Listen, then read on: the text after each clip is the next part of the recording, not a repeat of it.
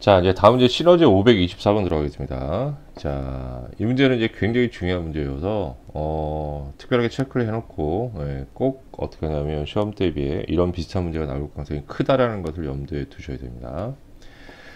자, 4점을 줬는데 이게 직사각형의 4점의 꼭지점이 되는 거니까 꼭지점을 준 게 되는 거죠.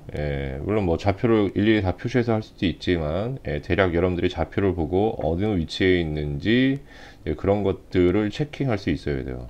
오케이. x좌표 같을 때는 어떻게 된다고? 자, 이렇게 나란히 세로축으로 이렇게 놓이게 되고, 그 다음에 y좌표 같을 때는 가로축으로 놓이게 되는 거죠.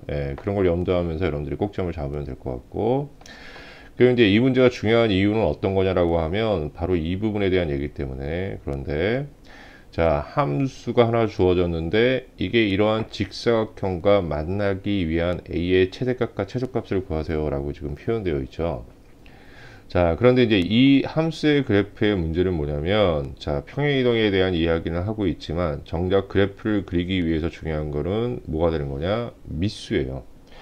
그러면 로그 함수의 지금 그래프의 결정은 뭐에 의해서 결정이 되느냐라고 얘기하면, 자, 이렇게 미수의 크기에 의해서 결정이 되는데, 자, 그러면 이런 미수를 모르면 사실 그래프를 그릴 수 없습니다.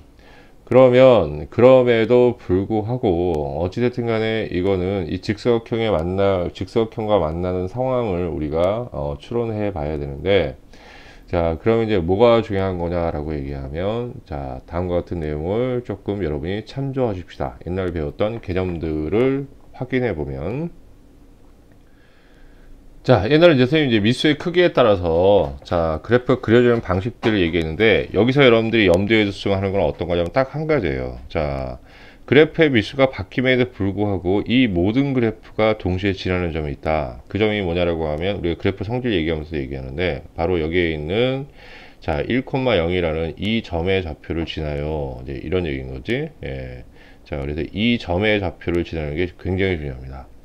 그럼 미수의 크기에 상관없이 이 모든 그래프는 다 뭐냐면 1,0이라는 정점을 지납니다. 이렇게 말씀을 드렸고, 개념 설명할 때 이게 분명히 쓰이는 일이 있을 거라고 얘기를 드렸잖아요. 자, 그럼 이제 문제로 돌아가서 우리 확인 한번 해보십시다. 그러면 자, 얘는 미수의 크기에 상관없이 항상 1,0을 지나는데 얘는 또 어떻게 된 상황이야? 평행 이동을 한 거잖아. 그럼 이 평행 이동의 내용을 좀 확인하면 x축으로 1만큼, 자, 그 다음에 y축으로 마이너스 4만큼 평행이동한 거지. 그럼 우리가 이제 구해야 되는 정점은 얼마냐면 원래는 1,0였는데 그럼 얘도 이런 평행이동의 내용에 의해서 평행이동을 시켜주면 되겠네. 그럼 선생님 어떻게 돼요? 라고 얘기하면 다음과 같이 x축을 1만큼 평행이동하면 2가 될 것이고, 그 다음에 y축을 마이너스 4만큼 평행이동하면 마이너스 4가 나오겠지. 자, 그래서 이제 정점은 뭐가 되냐면 2, 마이너스 4가 된다라는 뜻이에요. 자, 여러분 이해하셨습니까? 자, 그러면 이제 문제로 가봅시다. 자, 다음과 같은 4점이 있는데 4점의 직사각형의 꼭지점이니까 직사각형을 하나 그려서 우리가 한번 생각을 한번 해보십시다. 자, 그런데 이제 여기에 있는 좌표들이 A든 D가 됐든 왼쪽에 있는 걸 봤더니 3, 마이너스 1이 되고 얘는 3, 2가 되니까 그럼 이거의 좌표는 지금 3,2, 그 다음에 3, 마이너스 1 이렇게 됩니다. 그러면 이제 이렇게 정점이 뭐냐면 2, 마이너스 4가 되니까 얘보다 왼쪽에 있으면서 좀 많이 내려가 있겠네. 이런 식으로. 그죠? 예. 그래서 자, 이 점이 지금 2, 마이너스 4야. 그럼 여기에 주어져 있는 이 로그 함수의 그래프는 미수의 크기에 상관없이 항상 뭐야? 여기 있는 2, 마이너스 4를 지납니다. 라는 뜻이 되는 거지. 자, 그런데 이제 미수의 크기에 따라서 어떤 거냐면 증가와 감소가 있으니까 이제 그거를 고려해서 조금 생각해야 되는데 이제 무슨 얘기냐라고 하면 다 증가하는 상황이 있고 감소하는 상황이 있을 거야.